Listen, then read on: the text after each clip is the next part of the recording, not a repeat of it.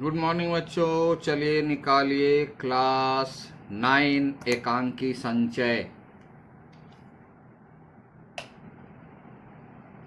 परीक्षा आपकी कैसी रही? मेरे हिसाब से सही नहीं रही। क्यों?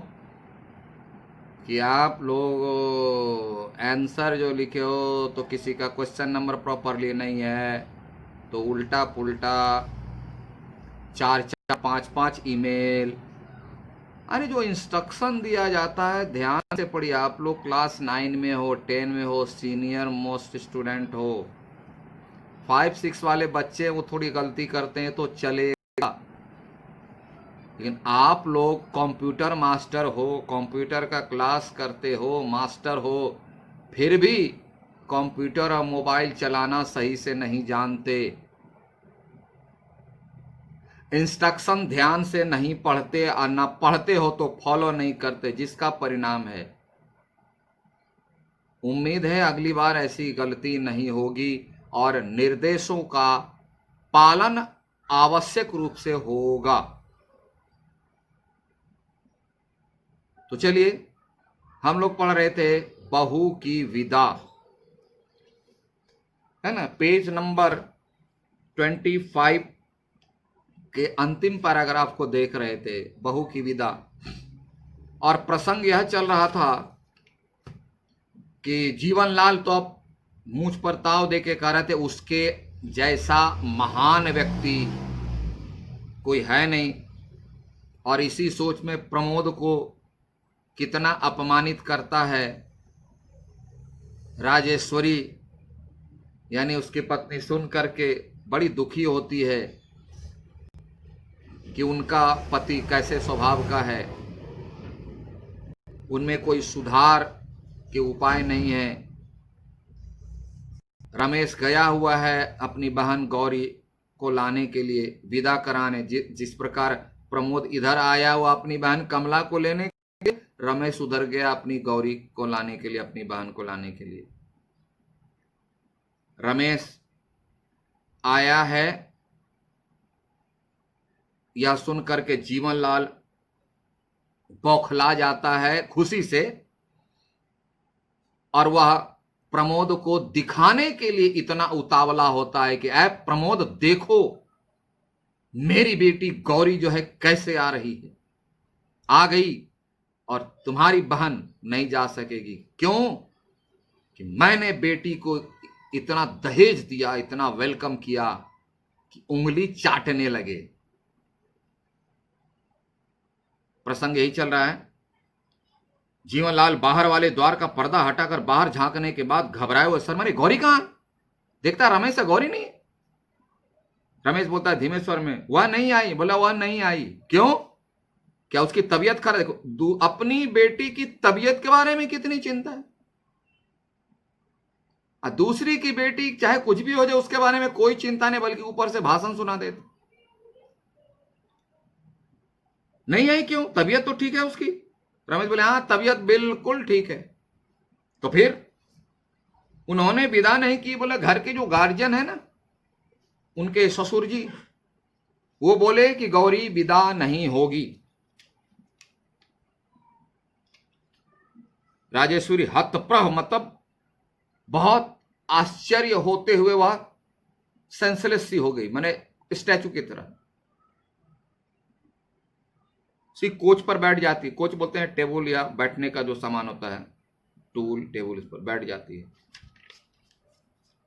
कमला के हाथ में कौन होता है? कमला कांप जाती है अचानक ऐसी खबर सुन करके, जिससे पर्दा हिल जाता है। हाथ कांपेगा तो पर्दा हिलेगा। पर्दे को पकड़े हुए थे। प्रमोद बड़े ध्यान से जीवनलाल की ओर देख रहा है। क्यों देख रहा है? बोला अब आया पहाड़ के नीचे। जब मैं अपनी बहन के बारे में विदाई करने की बात कर रहा था तो बहुत बड़े बड़े हिमालय से भी ऊंचा डायलॉग मार रहे थे। अब इनकी बेटी की विदा नहीं हुई, अब देखते हैं इन पर क्या प्रभाव पड़ता है। क्योंकि इतना तो याद रखना चाहिए व्यक्ति को, मृत्यु के पहले तक या कभी कभी जो हम लोग नहीं पहचान सकते, मृत्यु के बाद भी। मृत्यु के बाद मतलब बोला कोई देखेगा नहीं, जैसे जन्म के बाद, बुरे का तो बुरा परिणाम मिलना ही मिलना है। इसलिए बड़े ध्यान से देख रहे हैं कि अब, क्योंकि जो जैसा करेगा वैसा मिलेगा ही उसे। जीवनलाल बोलता कैसे, जैसे अचानक कोई व्यक्ति जा रहा, उसका सीने में एक घूंसा कस के मार दिया जाए तो व्यक्ति कैसे छटपटा जाता है, बेचैन हो जाता है कि ये क्या हो गया। उसी तरह तो विदा नहीं की। क्यों नहीं विदा की? बोला कारण, रमेश बोला, कह रहे थे कि दहेज पूरा नहीं दिया। रमेश यानी उसका बेटा बोलता है कि उनके ससुर जी कह रहे थे, क्या जीवनलाल है, सिर्फ मूंछ पर ताव देते हैं, दहेज तो देते ही नहीं है। क्या दिया दहेज में? कुछ नहीं दिया। जीवनलाल बिगड़कर, जीवनलाल गुस्सा हो जाता है, हमने तो जीवन भर की कमाई दे दी और उसकी नजर में दहेज पूरा नहीं दिया गया। बोला, जीवनलाल बोला, उसने जिंदगी में जो कमाया सब दे दिया, और बोलता है दहेज ही नहीं दिया। समझिए इस बात को। हर देने वाला व्यक्ति कहता है कि वह बहुत महान व्यक्ति है, मैं ये दिया वो दिया। अब बोला, तुमने लिया क्या? बोला, मैं तो कुछ नहीं लिया। तुमको कोई दिया क्या? बोला, नहीं, हमको तो कोई कुछ नहीं दिया, मैंने ही सबको दिया। ऐसे सोच पर लानत है। जीवनलाल उसी कैटेगरीज का व्यक्ति है, उसके दिमाग में सब वही करता है, सब वही देता है।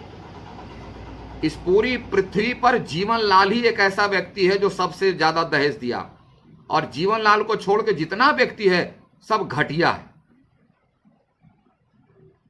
क्या सोच है? समाज में ऐसे व्यक्ति हैं, समाज में भी है, परिवार में भी है, हर जगह ऐसा व्यक्ति है। इसलिए आप ऐसे व्यक्ति को पहचानिए। लोभी कहीं के, दूसरों को लोभी कहता है, सबसे बड़ा लोभी खुद है, जो प्रमोद को अभी ऐसी बातें कर रहा था। 5,000 रुपये का मरहम ला के दो, जो घाव दिया है तुमने, औकात नहीं थी तो इतने घर वाले में झोपड़ी में रहकर महल का ख्वाब देखते हो। अभी डायलॉग मारा था ही जीवनलाल। वो दूसरों की बेइज्जती करे उसको छूट है, लेकिन अगर उसकी कोई बेइज्जती करता है तो उसे अपमान महसूस होता है। यह है दोहरी नीति, ड्वेल पर्सनालिटी, दोहरा चरित्र। और ऐसे व्यक्ति से सावधान। यह सबसे निम्न कोटि का व्यक्ति कहलाता है, जो कहता है मैंने ही सब किया, सारा का सारा क्रेडिट अपने लेना चाहता है।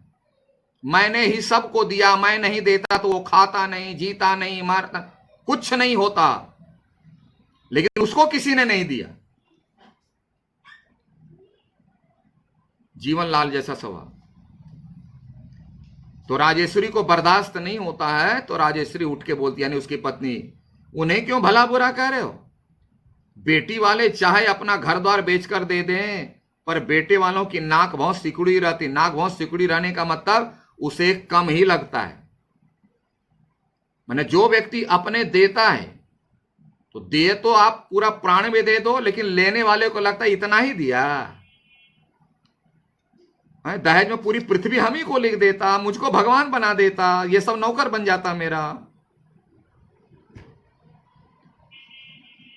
मैंने बेटी वाला चाहे जितना दे दे, बेटे वाले को कम लगता है। क्यों कम लगता है? वो भिखारी है। दहेज में क्या चाहिए? तो गाड़ी चाहिए। क्यों? मेरे पास गाड़ी नहीं है। दहेज में क्या चाहिए? Washing machine. क्यों? मेरे पास नहीं है। तो भीख मांगना। जो मांगता है उसे क्या कहते हैं? भिखारी। अब फिर भी कहता है कुछ नहीं दिया। ले भी लेगा, बोलेगा कुछ नहीं दिया।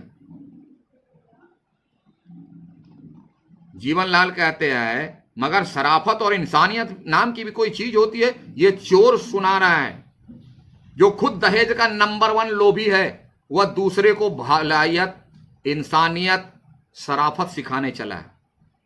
आजकल के लोग भी ऐसे हैं। जो 1 नंबर का बदमाश, वह शराफत की क्लास खोले हुए। जो एक नंबर का ढोंगी वो भक्ति का स्कूल खोले हुए। यही सारे लोग हैं समाज में, ऐसे लोग जिसके चलते समाज की यह दुर्दशा है। तो राजश्री बोलती है, हाँ अब शराफत और इंसानियत की दुहाई देते हो। पहले तो आप कुछ देर पहले आप ही तो डायलॉग मार रहे थे प्रमोद को, और आपके साथ अगर ऐसा होता है तो आप उसे इंसानियत सिखाने लगे। क्या इस इंसानियत की समझ आपको नहीं थी जब आप प्रमोद को उल्टा सीधा उल्टी बात कर रहे थे? उस समय आपकी इंसानियत कहां चली गई थी? आप कहां चली गई थी? पत्नी उसको डांटती,